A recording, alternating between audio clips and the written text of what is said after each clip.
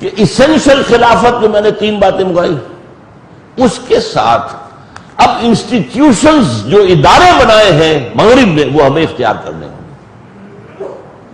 N خلافت راشدہ کا ریپلکا، اس کی کاپی جو ہے کاربن کاپی دنیا میں نہیں آ سکتی۔ اب جو آئے گا وہ کیا ہوگا؟ نمبر 1 دیکھیے، اس تھاٹ نے دنیا میں معین کیا ہے ریاست اور ہے، حکومت اور ہے۔ اسٹیٹ پاکستان، حکومت پیپلز پارٹی کی یا کسی اور کی یا اس کی یا اس کی۔ ہم لائل کس کے ہیں؟ ریاست کے، حکومت کے لائل نہیں ہے۔ حکومت بدلنے کا ہمارا حق ہے، سمجھ رہے آپ؟ انتخابات کے ذریعے سے بدل دیں یا کسی عوامی تحریک کے ذریعے سے بدل دیں، ہمارا حق ہے۔ یہ پہلے تو نہیں تھا دنیا میں نا۔ یہ 3 پلرز، ایگزیکٹو یعنی حکومت، انتظامیہ، نمبر 2 لیجسلیٹو قانون سازی، اور نمبر 3 جوڈیشری۔ اب یہ جو 3 ادارے ہیں، ظاہر بات ہے اس طرح علیحدہ علیحدہ ڈیمارکیٹڈ، علیحدہ علیحدہ معین طور پر خلافت راشدہ میں موجود نہیں تھے، یہ مغرب نے ڈیولپ کیا ہے۔ اچھا، لیجسلیچر میں وہ معاملہ آ رہا ہے۔ اب بہت سے لوگ سمجھتے ہیں کہ اب قانون سازی کی کیا ضرورت ہے، قانون تو سارا موجود ہے۔ ارے بھائی نہیں ہے قانون سارا، نئے نئے مسائل پیدا ہو رہے ہیں دنیا کے اندر، اس میں مزید قانون سازی کرنی پڑے گی نا۔ آخر اجتہاد کا دروازہ کیوں رکھا گیا دین کے اندر؟ اب وہ لیجسلیچر جو ہے وہ کہ اجتہاد جو ہوگا وہ لیجسلیچر کے ذریعے سے ہوگا۔ یہ بات علامہ اقبال نے کہی، لیکن سمجھی لوگوں نے غلط ہے، ان کا بیٹا بھی غلط سمجھتا ہے اس کو۔ اقبال نے کہا کہ اب جو ہے اجتہاد وہ بذریعہ پارلیمنٹ ہوگا۔ اب لوگ یہ کہتے ہیں جو سیکولر، اس کا مطلب یہ پارلیمنٹ جو طے کر دے بس وہی ٹھیک ہے۔ میں نے کہا قطعاً غلط۔ اجتہاد کے بارے میں 2 باتیں علیحدہ سمجھ لیں، ایک ہے اجتہاد کرنے والا، ایک ہے اجتہاد کو نافذ کرنے والا، 2 چیزیں علیحدہ ہیں۔ اجتہاد کر رہے تھے قاضی ابو یوسف، نافذ کون کر رہا تھا؟ وہ تو ہارون الرشید نافذ کر رہا تھا، قاضی ابو یوسف کے پاس وہ طاقت نہیں تھی۔ اور تقریباً 1000 سال کے بعد عالمگیر اورنگزیب کے زمانے میں ضرورت پیش ہوئی کہ فقہ حنفی کو اپڈیٹ کیا جائے۔ ایک کمیٹی بنا دی گئی علماء کی، پورے تمام صوبوں میں فرمان چلا گیا، جو ٹاپ کے آپ کے ہاں فقہا ہیں ان کو نام دے دیجئے، ان سب کو جمع کر لیا پورے ہندوستان سے۔ انہوں نے بیٹھ کے نئے فتاوا مرتب کیے، ان کا نام کیا ہے؟ فتاوائے عالمگیری۔ یہ فتاوا عالمگیر کے تو نہیں تھے نا، لیکن ان فتاوا کو نافذ کیا وہ مولوی کر سکتے تھے؟ نافذ کس نے کیا؟ عالمگیر نے کیا۔ اسی طرح آج جو ہے اجتہاد کریں گے، علماء کریں گے، اسی میں یہ بھی آیا کوئی بریلوی عالم کر رہا ہے، کوئی دیوبندی عالم کر رہا ہے، کوئی اہل حدیث عالم کر رہا ہے، کوئی شیعہ عالم کر رہا ہے، اجتہاد ہو رہا ہے معاشرے کے اندر، اس میں لوگ جو ہے ان کی رائے بن رہی ہے۔ فیصلہ کہاں ہوگا؟ وہ پارلیمنٹ میں ہوگا۔ یہ ہے اجتہاد جو ہے بذریعہ پارلیمنٹ، اور یہ پارلیمنٹ کے اندر لیجسلیچر ہوگی۔ پھر کہتے ہیں کہ قانون کی ضرورت ہی نہیں۔ بھائی معاملات میں بہت سی چیزیں ایسی ہیں جو مباحات میں سے ہے۔ مثلا سب سے نمبر 1 لیجئے، ریاست یونٹری ہوگی وحدانی، یا وفاقی ہوگی فیڈرل، یا کنفیڈرل ہوگی۔ قرآن نے تو کسی کو بھی لازم نہیں کیا، نہ حدیث نے لازم کیا۔ آپ کا فیصلہ ہے، آپ کی اکثریت جو طے کرے۔ ہاں، خلافت راشدہ وحدانی تھی، یونٹری تھی۔ آج بھی دنیا میں بعض ممالک ہے، بنگلہ دیش ہے یونٹری ہے، کوئی صوبے ہے ہی نہیں وہاں، کوئی گورنر نہیں، کوئی صوبائی اسمبلیاں نہیں۔ ایران یونٹری ہے، وہاں کوئی صوبے کے گورنرز ہوتے ہیں، وہاں پر صوبے ہیں، گورنر ہے۔ بنگلہ دیش میں تو صوبے بھی نہیں ہے، جو تو اتنا چھوٹا ہے، وہ تو آبادی سے بھرا ہوا ہے، بس اس کے اندر جو ہے وہ تو رقبہ تو کچھ ہے ہی نہیں بیچارے میں۔ وہاں صوبے ہیں لیکن وہاں گورنر ہے، صرف کوئی اسمبلی نہیں۔ لیکن یہ کہ بہرحال اس میں شریعت کا کوئی آپ پر لزوم نہیں ہے کہ یہ کرے یا یہ کرے یا یہ کرے۔ پارلیمانی نظام ہو یا پریزیڈنشل نظام ہو، شریعت کے نزدیک دونوں مباح ہیں، کوئی حرام نہیں۔ ہاں، خلافت راشدہ سے نزدیک تر یہ پریزیڈنشل نظام ہے، ایگزیکٹو اتھارٹی ایک شخص کے ہاتھ میں، جیسے آج امریکہ میں ہے۔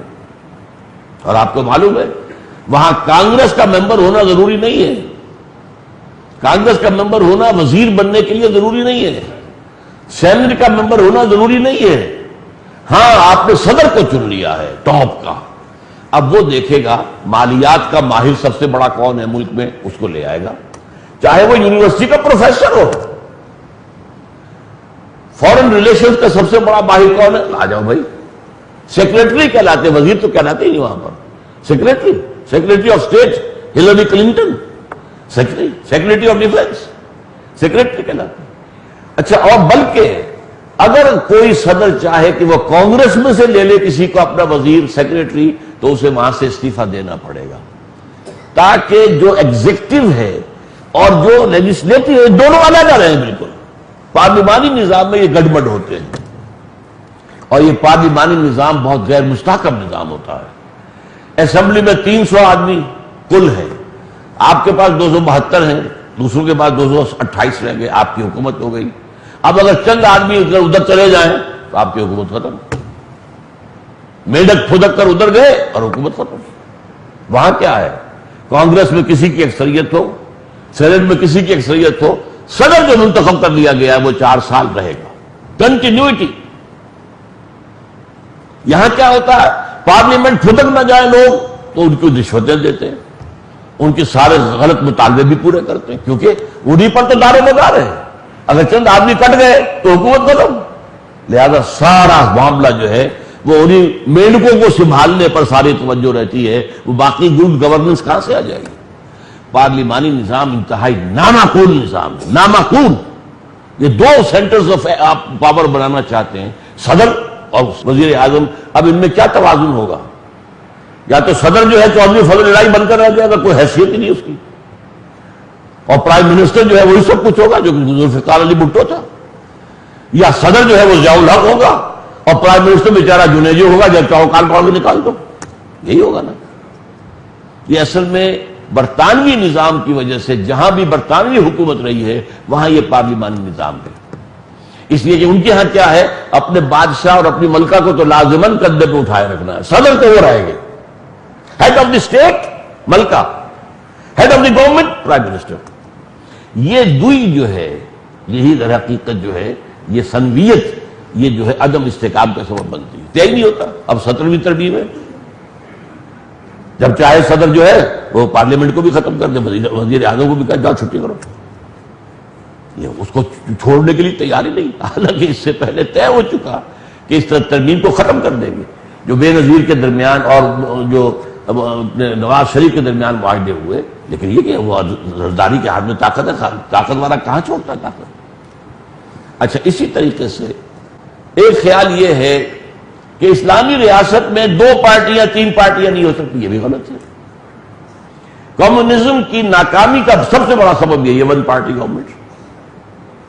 اب ہے کہ پارٹی, اس کے ممبر اگر آپ ہیں تو آپ کا ووٹ ہے, اس کے ممبر نہیں تو آپ کا ووٹ نہیں ہے. اس حوالے سے وہاں کا نظام جو ہے غیر فطری تھا. ہاں یہ ضرور ہے کہ ہر پارٹی اپنا مینیفیسٹو جو ہے اس میں خلاف اسلام کوئی شے نہیں لا سکتی. جب یہاں قانون سازی خلاف اسلام نہیں ہو سکتی تو آپ اپنے مینیفیسٹو میں بھی نہیں لکھ سکتے.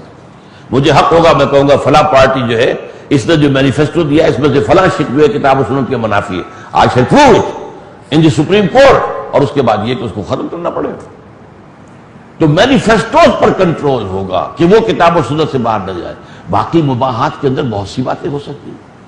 اب مثلاً یہ کہ صوبے اگر آپ وفاقی حکومت بناتے ہیں تو صوبوں کے اختیارات کتنے ہونے چاہیے, مرکز کے کتنے ہونے چاہیے, کہیں لکھے ہوئے تو نہیں ہے نا کتاب و سنت میں.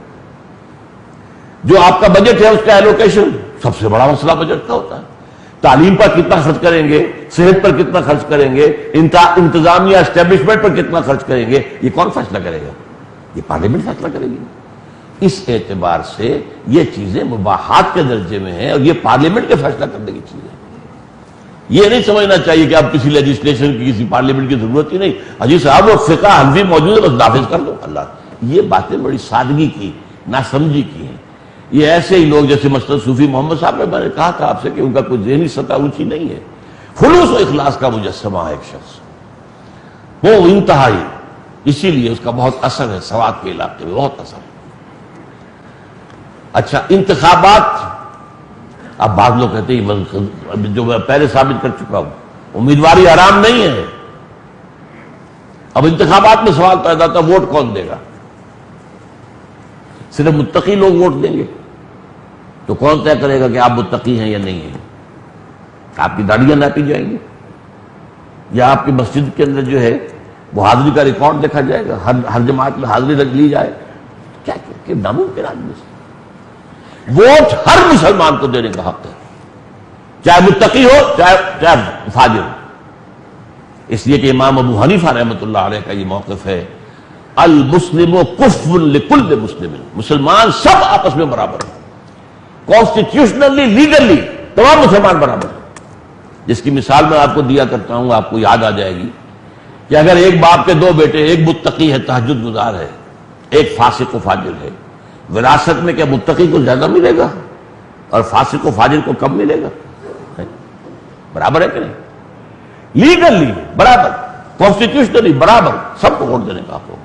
ہاں یہ طے ہم کریں گے کہ 18 سال کا دے یا 24 سال کا ووٹ دے یا 25 سال کا ووٹ دے، یہ طے کریں گے، یہ نظام دیکھیں گے.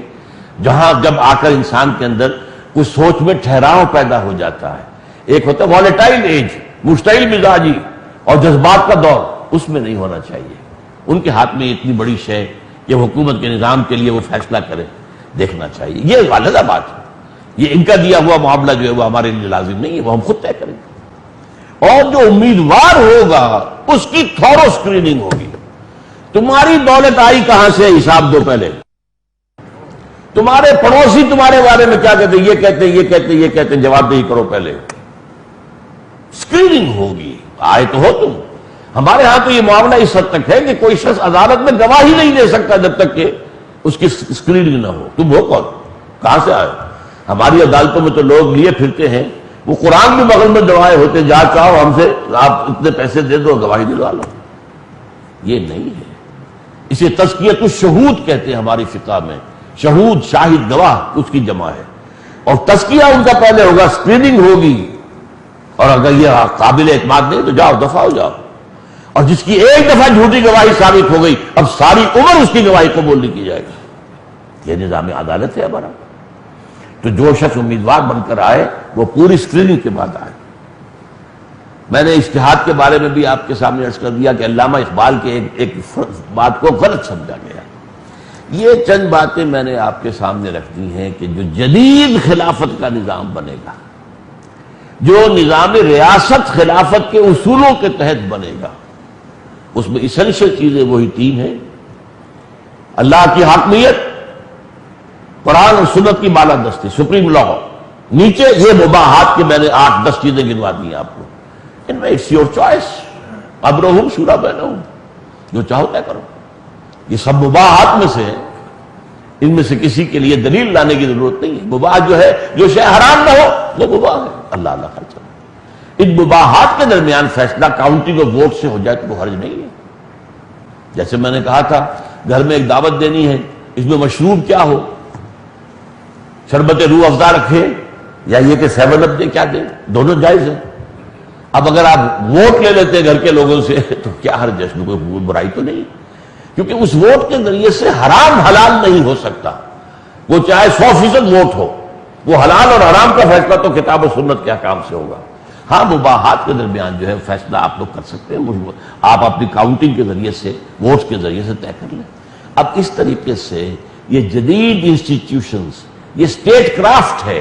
اسٹیٹ کرافٹ میں دیکھنا پڑتا ہے کہ جہاں ذرا اتھارٹی آ جائے وہاں پر ظاہر بات ہے کہ پھر چیکس اینڈ بیلنسز بھی ہونے چاہیے. اور آج کے حالات میں ہم اس طرح کی ایبسولوٹ اتھارٹی کسی کو نہیں دے سکتے جو کہ خلفائے راشدین کو تھی اور بالکل صحیح تھی.